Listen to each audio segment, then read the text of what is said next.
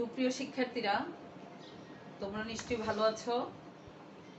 স্বাগত জানাচ্ছি আমি মতলব দেবী সরকারি পাইলট উচ্চ বিদ্যালয়ের পক্ষ থেকে নবম দশম শ্রেণীর শিক্ষার্থীদের অনলাইন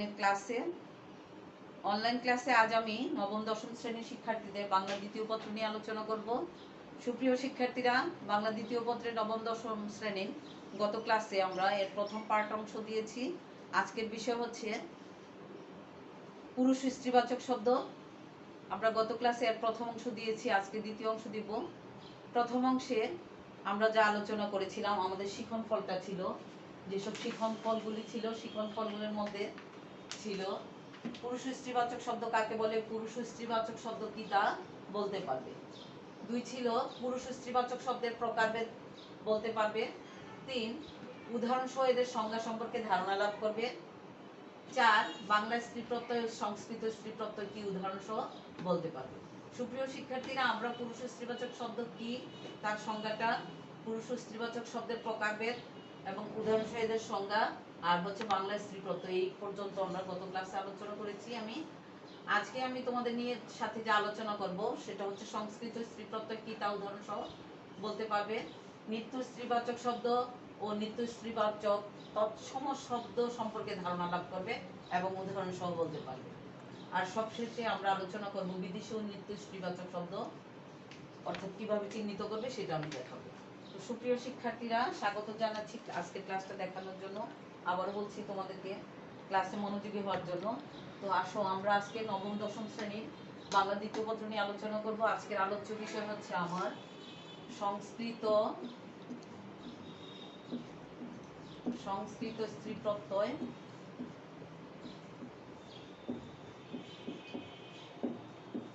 সংস্কৃত স্ত্রী প্রত্যয় হচ্ছে তৎসম পুরুষবাচক শব্দের পরে সরেয়া, দীর্ঘই, নয় দীর্ঘিকার নি, রস্বই কয় কাকা প্রভৃতি প্রত্যয় যোগ করে স্ত্রীবাচক শব্দ গঠিত হয়। এক্ষেত্রে আমরা যেমন এই যে সরেয়া, তৎসম পুরুষবাচক শব্দের পরে কি যোগ করব, সরেয়া যোগ করব। তাহলে সরেয়া যোগ করলে এটা দুই ভাগে যোগ করা যায়। একটা হচ্ছে আযোগে, প্রথমে হচ্ছে কি আযোগে এক হচ্ছে সাধারণ অর্থে,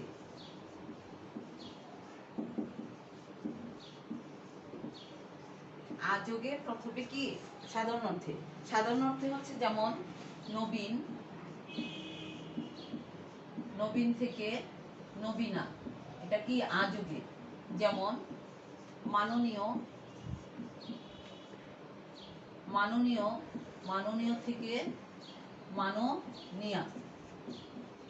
ঠিক আমরা তদ্রূপ আরো এক্সাম্পল দিতে পারি, যেমন বৃদ্ধ, বৃদ্ধা, মৃত, মৃতা। সুপ্রিয় শিক্ষার্থীরা, আযোগে দুটো ভাগ বলেছিলাম, আযোগের কি আযোগে ছিল দুই ভাগে। এক হচ্ছে সাধারণ অর্থে আর দুই অর্থে জাতি বা শ্রেণীবাচক অর্থে। দুই হচ্ছে জাতি বা শ্রেণীবাচক অর্থে।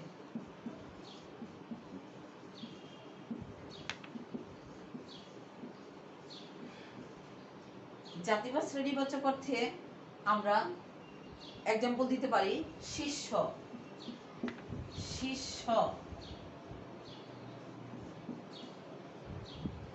জাতি বা শ্রেণীবাচক অর্থে আমরা কি দিতে পারি, শিষ্য থেকে হচ্ছে শিষ্যা। ঠিক তদ্রূপ আমরা আরো এক্সাম্পল দিতে পারি কি শূদ্র থেকে শূদ্রা, এটা হচ্ছে আযোগে।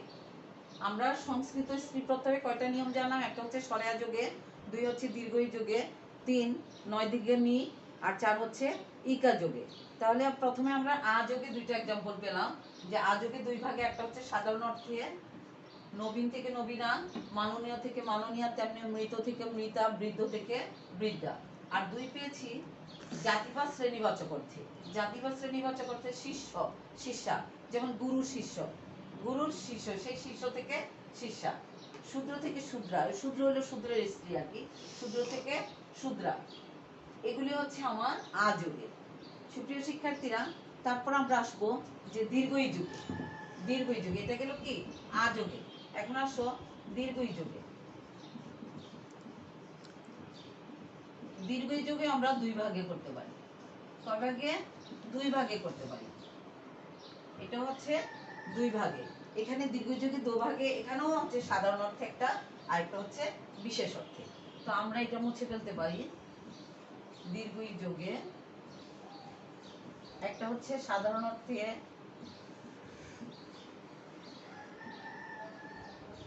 দীর্ঘই যোগে এখানে হচ্ছে দুই ভাগে।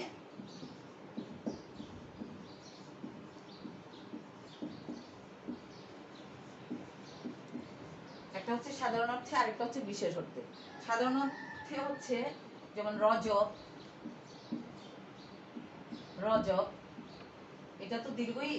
রজব থেকে রজকি, রজব থেকে কি হবে? রজকি। আরেকটা হচ্ছে ষোড়শ, ষোড়শ, ষোড়শ থেকে ষোড়শী, ষোড়শ থেকে কি হবে? ষোড়শী।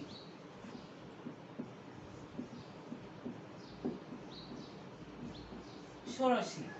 ঠিক তেমনি দীর্ঘই যোগে দুই ভাগে আমরা পেয়েছি, একটা সাধারণ অর্থে, আরেকটা হচ্ছে জাতি বা শ্রেণীবাচক অর্থে।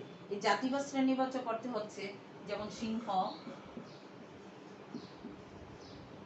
সিংহ, সিংহ থেকে সিংহী,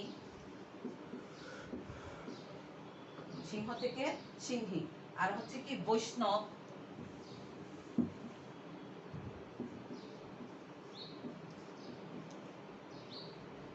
বৈষ্ণব, বৈষ্ণব থেকে বৈষ্ণবী।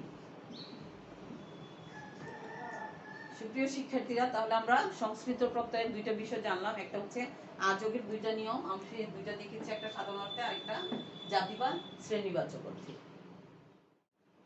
এরপর আমরা চলে আসবো 3 নম্বরে ইকা প্রত্যয় যুগে। ইকা প্রত্যয়, ইকা প্রত্যয় যুগে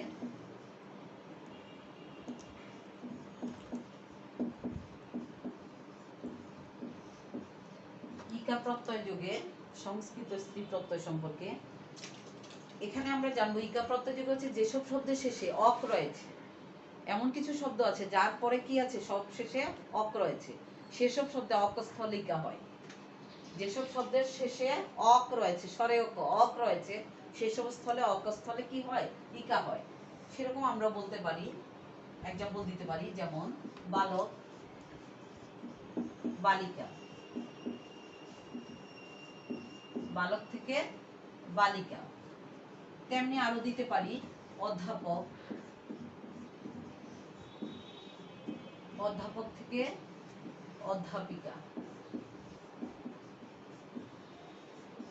অধ্যাপিকা। তাহলে ইকা স্থলে কি হয়? ইকা, ইকা প্রত্যয় যোগে যেখানে অক আছে, বালক, বালক হলে বালক, বালক, তাহলে সবার শেষে কি হয়? অক, অক স্থলে কি হলো? বালিকা, ইকা। ঠিক তেমনি অধ্যাপক থেকে অধ্যাপিকা। কিন্তু অন্য ক্ষেত্রে গণক, গণকের ক্ষেত্রে কি হবে? গণকী। আবার রজক কি হবে? রজক হবে বাংলায় রজকী অথবা রজকিনী। অকস্থলে বালক স্থলে বালিকা, আর হচ্ছে অধ্যাপক স্থলে হচ্ছে কি? অধ্যাপিকা। কিন্তু অন্য ক্ষেত্রে আমরা কি পেলাম? যে অন্য ক্ষেত্রে আবার গণক থেকে গণকী হতে পারে, রজক থেকে রজকী হতে পারে, আবার বাংলায় কি? বাংলায় রজকিনীও বলা যায়। ঠিক এটা হচ্ছে প্রথমে ইকা স্থলে একটা ভাগ আমরা জানলাম। দ্বিতীয় ভাগে হচ্ছে এখানেও ইকা স্থলে কিন্তু দুইটা ভাগ ছিল। এটা ইকা স্থল কি? দুইটা ভাগ ছিল। একটা হচ্ছে সাধারণ অর্থে, এই সাধারণ অর্থে হচ্ছে বালক বালিকা, অধ্যাপক অধ্যাপিকা।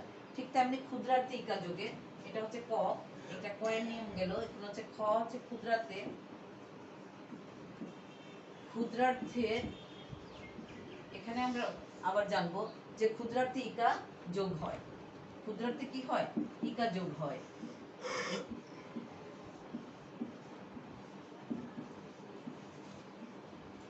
ক্ষুদ্রার্থে ইকা যোগ হলে এখানে হচ্ছে যেমন পুস্তক, আমরা এক্সাম্পল দিতে পারি পুস্তক, পুস্তক থেকে পুস্তিকা, পুস্তক থেকে কি হচ্ছে? পুস্তক থেকে পুস্তিকা। আবার হচ্ছে নাটক থেকে নাটিকা,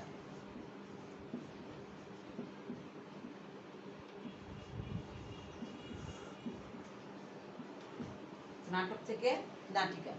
সুপ্রিয় শিক্ষার্থী, তাহলে আমরা চলে আসলাম কি সংস্কৃত স্ত্রী প্রত্যয় তিনটা ভাগ। একটা হচ্ছে আ যুগে, তারপরে দীর্ঘই যুগে, তারপর আমরা জানলাম ইকা যুগে।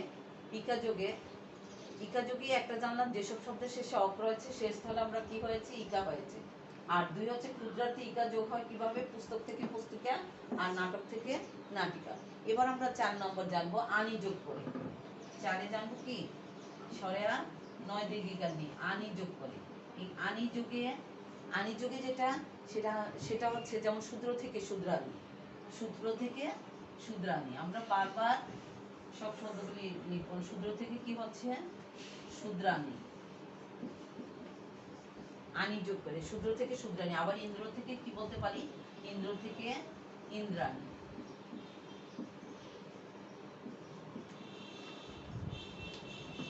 ইন্দ্র থেকে আমরা নিয়ে আসতে পারি ইন্দ্রাণী। আবার কোনো সময় অর্থের পার্থক্য ঘটে। কোনো সময় এই সূত্র থেকে শুদ্রানি বা ইন্দ্র থেকে ইন্দ্রাণী এসব ছাড়াও কোনো সময় অর্থের পার্থক্য ঘটে। সেক্ষেত্রে কি হয়, হিম থেকে হিমান, হিম থেকে হিমা, আর অরণ্য থেকে অরণ্যানী। যেমন হিম থেকে কোনো সময় অর্থের কিছু একটা পার্থক্য ঘটলে হিম থেকে হয় হিমানী। আবার কি হচ্ছে যে অরণ্য থেকে অরণ্যানী। অরণ্য হচ্ছে কি বন, হিম হচ্ছে তুষার বরফ। আচ্ছা, অরণ্য থেকে কি হচ্ছে অরণ্যানী, অরণ্য থেকে অরণ্যানী। তো সুপ্রিয় শিক্ষার্থীরা, আমরা এক এক করে 4টি অংশে চলে আসলাম। সবশেষে আমাদের রয়ে গেল, সবশেষে আমরা প্রথমে আমরা 4টা অংশ কি জানলাম। এক হচ্ছে সরেয়া যুগে, সেখানে ছিল 2টা ভাগ। আবার ছিল কি দীর্ঘই, সেখানে আমরা 2টা ভাগ দেখিয়েছি। তারপর 3 হচ্ছে ইকা যুগে, এখানে আমরা 2টা ভাগ দেখছি, সাধারণ অর্থে, বিশেষ অর্থে বা ক্ষুদ্রার্থে। 4-এ আমরা শুধু আনি যোগ করে ব্যবহার এবং বিশেষ এই আনি যোগ ছাড়াও, এটা ছাড়াও আবার কোনো সময় অর্থের যে পার্থক্য ঘটে সেটা আমরা দেখালাম। সবশেষে আমরা জানাবো, মানে আমরা জানবো সেটা দেখো সবশেষে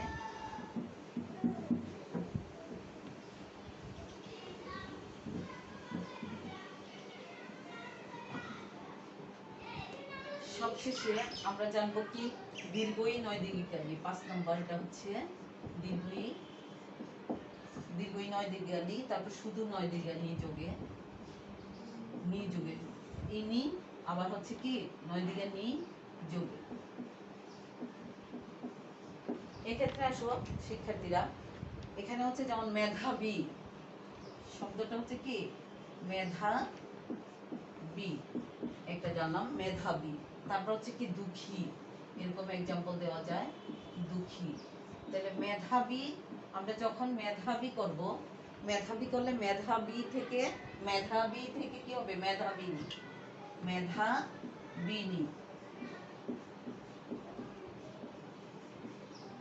দীর্ঘস্থলে কি হয়, রসিকার হয় এবং সর্বশেষে দীর্ঘিকার হয়। মেধাবী থেকে তখন কি হয়ে গেল, মেধাবিনী। আর দুঃখী থেকে কি হয়ে গেল, দুঃখিনী। দুঃখী থেকে দুঃখিনী। দীর্ঘইটা কি হয়ে যায়, দীর্ঘইটা হয়ে যায় রসিকার, আর সব শেষে চলে যায় দীর্ঘিকার। দীর্ঘস্থলে রস্যই হয় এই দুঃখী থেকে দুঃখিনী। তো সুপ্রিয় শিক্ষার্থীরা, আমি আশা করি তোমরা সংস্কৃত স্ত্রী প্রত্যয় 5টি ভাগই বুঝে গেছো। আমরা তারপরে আসি। সুপ্রিয় শিক্ষার্থীরা, সবশেষে আমরা 6 নম্বর আসবো। 6 নম্বরে তোমার বিশেষ নিয়মে সাধিত স্ত্রী শব্দ। সেটা হচ্ছে কি বিশেষ নিয়মে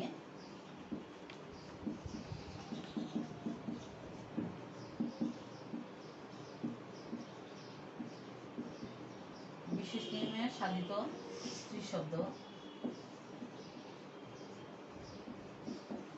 বিশেষ নিয়মে সাধিত স্ত্রী শব্দ, যে পুরুষবাচক শব্দে তা রয়েছে সে স্থানে কি হয়, ত্রি হয়।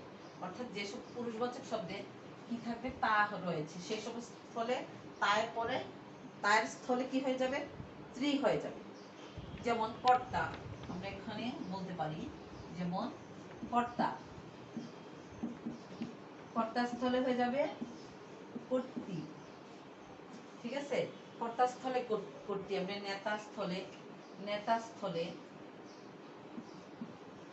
নেতাস্থলে হয়ে যাবে তা। এই যে কর্তা বলা আছে বিশেষ নিয়মে সাধিত স্ত্রী শব্দের রুলস হচ্ছে কি, যেসব শব্দের শেষে তা রয়েছে তা স্থলে ত্রি হয়ে যাবে, নেতাস্থলে নেত্রী, নেতাস্থলে কি হয়ে যাবে নেত্রী। আরো কি হবে, আরো হবে ধাতাস্থলে ধাত্রী, ধাতা, যেমন ধাতাস্থলে হয়ে যাবে ধাত্রী। তাহলে সুপ্রিয় শিক্ষার্থীরা আমরা কি জানলাম, এখানে আমরা ওখানে আমরা কর্তৃ লিখতে যাই, কর্তৃক আলোকের কর্তৃ নিয়ে আসছি, তাহলে এটা হবে কর্তৃ। কর্তাস্থলে কি হয়ে যাবে কর্তৃ, আর হচ্ছে নেতাস্থলে নেত্রী, ধাতাস্থলে ধাত্রী।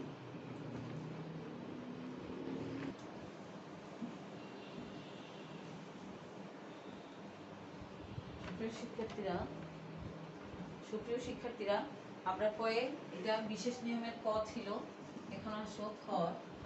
বিশেষ নিয়মের ক্ষয় হচ্ছে যে পুরুষবাচক শব্দের শেষে অত বান মান থাকলে সেক্ষেত্রে অতি বতি এবং মতি হয়। অর্থাৎ কোনো পুরুষবাচক শব্দের পরে পুরুষবাচক শব্দের শেষে যদি অত স্বরে অত, তারপর হচ্ছে ময়কার বান দন্তন্য, আবার ময়কার মান দন্তন্য এসব থাকলে সেক্ষেত্রে অতি বতি এবং মতি, অর্থাৎ আমরা সেরকম দিতে পারি, যেমন মহৎ থেকে মহৎ, মহৎ এরকম একটা শব্দ দিতে পারি। মহৎ মহৎ কি হলো, মহৎ শব্দ এর সাথে মানে অর্থাৎ যে শব্দের শেষে কি ছিল অত, অত বান মান, তাহলে মহৎ, মহতে হচ্ছে কি অত, এখানে হচ্ছে মহতি, মহৎ থেকে মহতি। আবার হবে মহৎ থেকে মহতি, আরেকটা আমরা দিতে পারি যে শ্রীমান থেকে শ্রীমতী, যেমন শ্রীমান, শ্রীমান, শ্রীমান থেকে কি দিতে পারি আমরা শ্রীমতী, শ্রীমতী। তাহলে অত বান মান থাকলে সেক্ষেত্রে কি হবে অতি বতি মতি, যে মহৎ থেকে মহতি, শ্রীমান থেকে শ্রীমতী, এরকম এক্সাম্পল অতি বতি মতি। তো সুপ্রিয় শিক্ষার্থীরা সবশেষে হচ্ছে কি, তারপরে হচ্ছে গ স্থলে মানে গয়ে কোনো কোনো ক্ষেত্রে আমরা গয়ের এক্সাম্পল দিচ্ছি, কোনো কোনো স্থল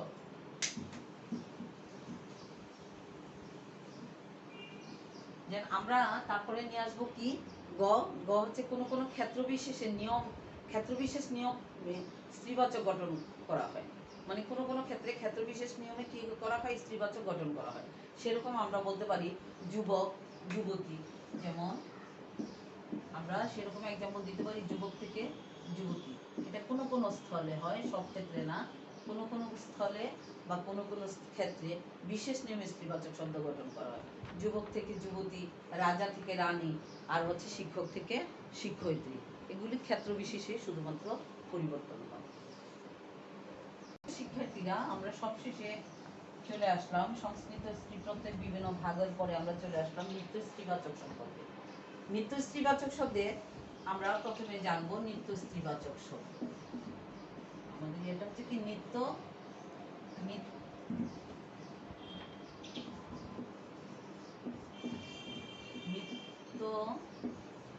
স্ত্রীবাচক শব্দ।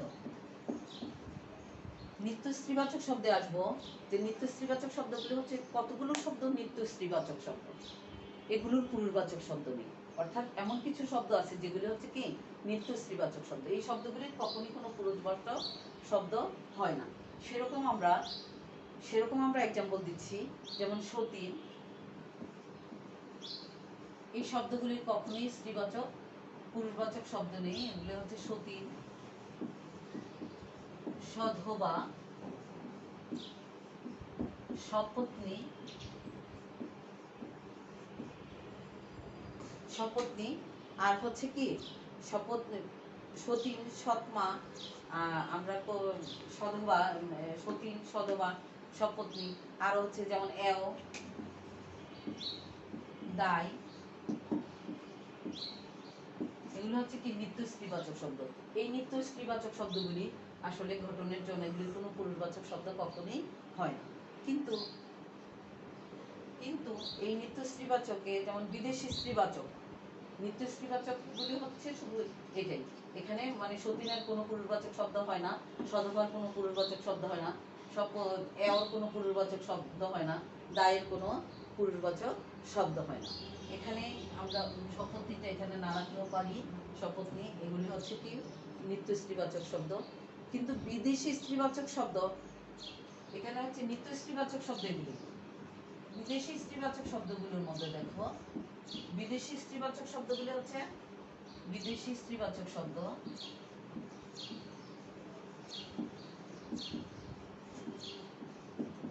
বিদেশি স্ত্রীবাচক শব্দগুলোর মধ্যে হচ্ছে যেমন খান থেকে খানো, খান, খান থেকে খানো, এখানে পুরুষবাচক স্ত্রীবাচক দুইটাই আছে, যেমন খান থেকে খানো। আর হচ্ছে কি মালেক থেকে মালেকা, মালেক থেকে মালেকা। আরো হচ্ছে কি, আর হচ্ছে সুলতান থেকে সুলতান।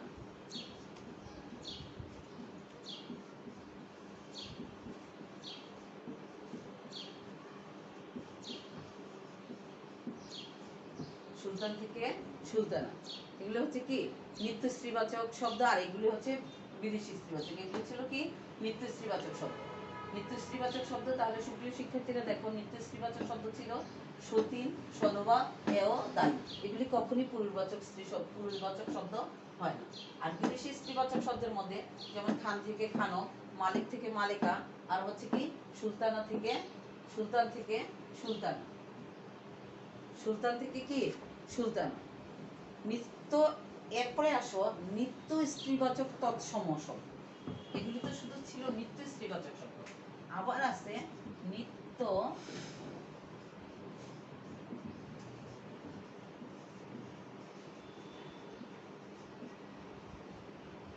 নিত্য স্ত্রীবাচক তৎসম শব্দ।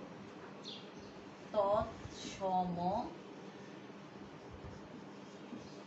নিত্য স্ত্রীবাচক তৎসম শব্দের মধ্যে এখানে হচ্ছে যেমন সতীন, অর্ধাঙ্গিনী, কুলটা, বিধবা, অসূর্যস্পর্শা, অরক্ষণীয়া, আর হচ্ছে শতকী। এগুলি হচ্ছে কি এই সতীন, সধবা, এও, দায়, এগুলি হচ্ছে শুধু নিত্য স্ত্রীবাচক শব্দ।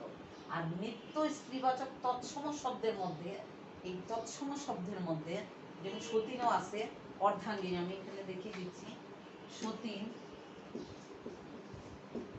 অর্ধাঙ্গিনী,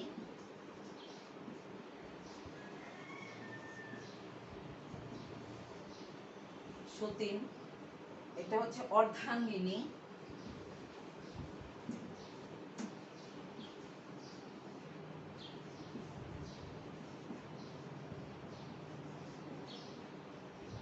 অর্ধাঙ্গিনী, আর হচ্ছে কুলটা, বিধবা,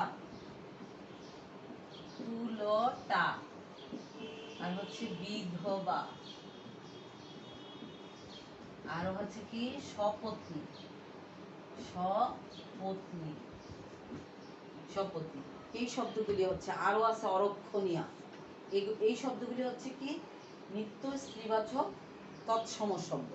এই নিত্য স্ত্রীবাচক তৎসমর মধ্যে সুপ্রিয় শিক্ষার্থীরা, এসএসসি পরীক্ষায় যে কোনো পরীক্ষায় নিত্য স্ত্রীবাচক শব্দ অথবা নিত্য স্ত্রীবাচক তৎসম শব্দ প্রতি বছর একটা শব্দ ধরে, এখান থেকে যে কোনো একটা শব্দ আসে।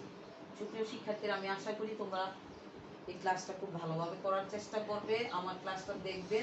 আমার ক্লাসটা দেখলেই এখানে তোমার যে অনুশীলনটুকু হবে, যে চর্চাটুকু হবে, এই চর্চাটাই তোমার আগামী দিনের পাত্র আমি আশা করব। তো আমরা আজকে এক এক করে যে নিত্যশ্রী সংস্কৃত স্ত্রী প্রত্যয়ের বিভিন্ন ভাগগুলি দেখিয়েছি এবং নিত্য স্ত্রীবাচক শব্দগুলি তোমাদেরকে বোঝানোর চেষ্টা করেছি। আশা করি এই ক্লাসটা তোমরা অবশ্যই ফলো করবে। তো সুপ্রিয় শিক্ষার্থীরা, আজকের ক্লাসটা তোমরা অবশ্যই করবে, এই কথাটুকু আমি বারবারই বলবো। নবম দশম শ্রেণীর শিক্ষার্থীদের জন্য নয়, সারা দেশের সব ক্লাসের স্টুডেন্টদের জন্যই প্রত্যেকটা ক্লাসই ইম্পর্টেন্ট। কোনো ক্লাসই তোমরা অবহেলা নষ্ট করো না। এই ক্লাসটা করবা, এরপরে আমি আরও এক এক করে অনেক ক্লাস নিয়ে তোমাদের সামনে হাজির হব। তোমরা ভালো থাকো, সুন্দর থাকো, তোমাদের সুন্দর জীবন প্রত্যাশায় আমি নাসরিন আক্তার। আল্লাহ হাফেজ।